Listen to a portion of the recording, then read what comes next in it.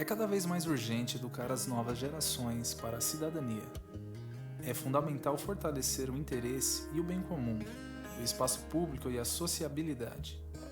Essas noções não podem perder o sentido e dar lugar apenas à noção restrita de indivíduo. Os modelos das relações entre cidadania, participação política e poder mudaram muito.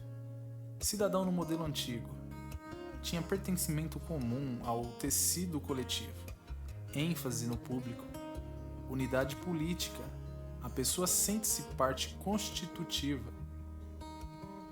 Indivíduo no modelo moderno e contemporâneo. Há uma fragmentação social, ênfase no particular, na esfera privada, unidade social jurídico-econômica válida somente fora dos estados de exceção, em tempos de paz. Por que o ser humano vive em sociedade e organiza-se politicamente? O que legitima o poder político, se é que ele é legítimo? Ao longo da história da filosofia, muitos autores procuraram responder a essas questões. Uma das respostas possíveis foi dada por Aristóteles. Segundo tal filósofo, o fundamento da organização social e do poder político está na própria natureza do ser humano. Para Aristóteles, o ser humano é um zoon potikon, ou seja, animal político ou animal social. Uma das grandes preocupações das organizações políticas e de seus governos é ter legitimidade e fundamentação para garantir sua estabilidade e sua permanência. Essa foi uma das preocupações centrais de O Príncipe de Nicolau Maquiavel. Esse texto é um dos maiores clássicos da filosofia política. Maquiavel era considerado um pensador à frente do seu tempo. Sua obra propunha um pensamento político em que não haveria estratégia universal e nem regra absoluta. Para ele, o governante deveria sempre avaliar antes o contexto político para saber qual decisão tomar. Somente a prática poderia servir-lhe de guia. Como sua proposta era a avaliação do contexto prático, Maquiavel excluía todas as teorias políticas e, principalmente, todo o controle exercido pela religião.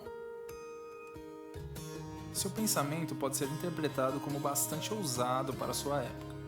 Em pleno século XV, Maquiavel propôs a ruptura entre política e religião. Ele propunha a instituição de um Estado laico. Maquiavel considerava o controle da religião nocivo. Sempre polêmico, afirmou que a virtude e o vício, assim como o bem e o mal, só poderiam ser julgados de acordo com os efeitos da ação, para a coletividade política em questão em determinado contexto. Isso servia especialmente em questões políticas. Maquiavel foi sempre declarado partidário do regime republicano. No entanto, ele pensava que deveria haver um contexto favorável para a instauração de uma república. Algumas pré-condições deveriam ser obedecidas. A existência de uma relativa harmonia institucional em um equilíbrio de forças entre os cidadãos são exemplos. Para Maquiavel, se essas condições não existissem, a melhor opção seria a monarquia.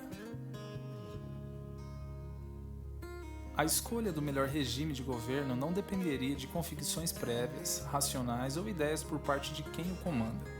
Essa escolha dependeria de uma conjuntura concreta, favorável.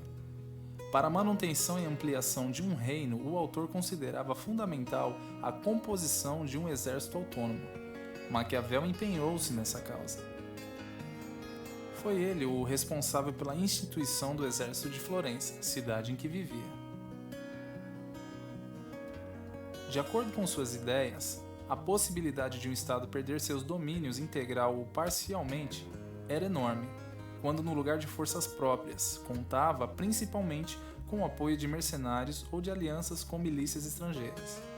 Maquiavel pretendia alterar a estrutura política do país em que vivia.